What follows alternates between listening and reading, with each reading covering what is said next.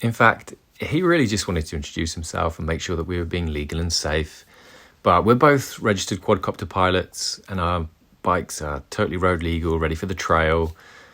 It's good to see the police out here actually, because the area really struggles with illegal riding and off-piste damage. So that was a good thing.